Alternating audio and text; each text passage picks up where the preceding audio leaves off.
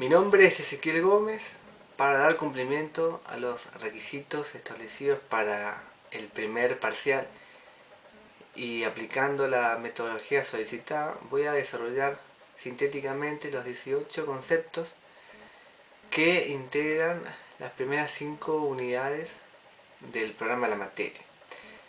El primer concepto a desarrollar es el de Estado, que se define como un ente social que surge con el ordenamiento jurídico de un pueblo, que en forma habitual y permanente habita en un ámbito geográfico denominado territorio y se somete a la voluntad de un gobierno, que para apreciarse de tal necesita cumplir determinados fines generales.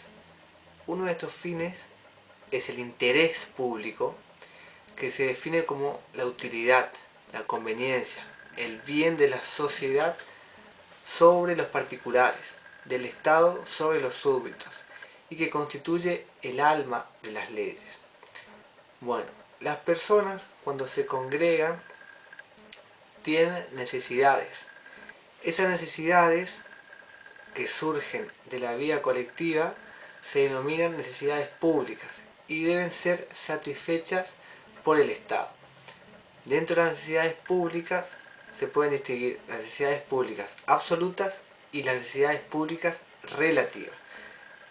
Las necesidades públicas absolutas son aquellas que deben ser satisfechas pura y exclusivamente por el Estado, las cuales son la soberanía o defensa exterior, la seguridad y el orden interior y la administración de justicia.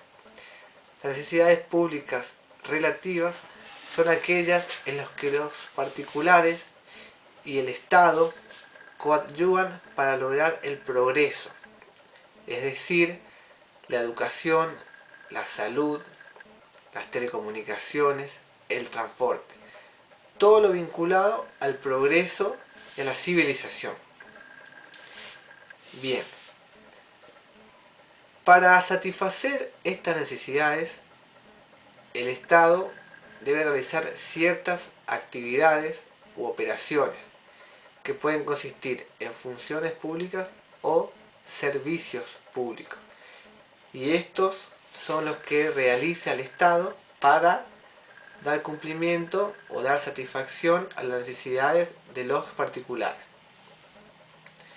Bien, para poder efectuar estas funciones de satisfacción, el Estado debe desprenderse de dinero, es decir, debe realizar las erogaciones correspondientes para dar satisfacción a las necesidades. Y esto se llama el gasto público. Bien, pero para poder realizar un gasto público, el Estado debe poseer recursos, es decir, medios pecuniarios. Y estos recursos se obtienen a través de los ingresos. Los recursos entonces se pueden clasificar en recursos originarios y recursos derivados. Los recursos originarios son aquellos que provienen del patrimonio del Estado o de actividades productivas realizadas por él. Por ejemplo, cuando alquila un bien del Estado, cuando privatiza una empresa o cuando tiene acciones de la empresa privatizada. Dentro de los recursos derivados, la clasificación hace referencia a aquellas prestaciones que el Estado exige a los particulares en forma coactiva y mediante una ley. Estos son los denominados tributos. ¿Qué son los tributos? Los tributos son prestaciones económicas que el Estado exige a los particulares y en virtud de una ley y en forma coactiva para poder solventar los gastos que va a demandar la satisfacción de las necesidades públicas. Los tributos se pueden clasificar en impuestos, en tasas y en contribución. El impuesto es el tributo cuya obligación genera una situación independiente de la actividad del contribuyente. es decir, son tributos sin contraprestación. Por ejemplo, el IVA, el impuesto al automotor. Las tasas son tributos que están relacionados a la actividad de los particulares que tienen un cierto beneficio o potencialmente un beneficio con una actividad o servicio del Estado. Por ejemplo, la tasa municipal de alumbrado, barrido y limpieza.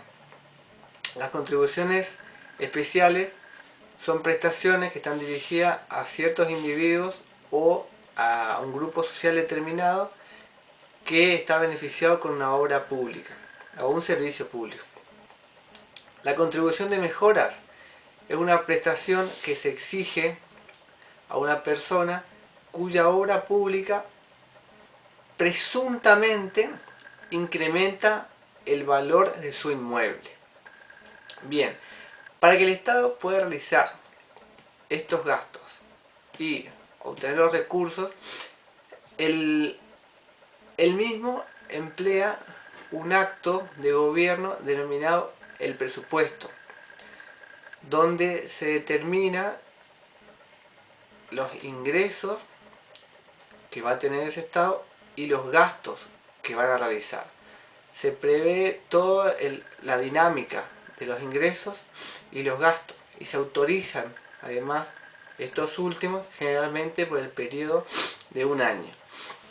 Bien, otra forma que el Estado puede obtener fondos es mediante el crédito público, que se define como la aptitud moral, jurídica, política y económica que un Estado puede obtener o puede tener para obtener fondos o dineros en préstamo. El empréstito es la operación crediticia concreta mediante el cual el Estado obtiene fondos de terceros. Bien, es decir, el Estado va a recurrir al mercado interno o externo de capitales para poder tener dinero para solventar sus gastos. Va a tener fondos que deberá devolverlos en la forma y condiciones que han acordado con los prestamistas. De aquí surge el concepto de la deuda pública, que es la obligación que asume el Estado con los prestamistas conforme al empréstito, y en él se va a establecer las condiciones en que deberá reembolsar o retribuir lo prestado. Bueno, en este sintético video he desarrollado los temas solicitados para el examen parcial. Espero haber cumplido con los requisitos establecidos. Muchas gracias.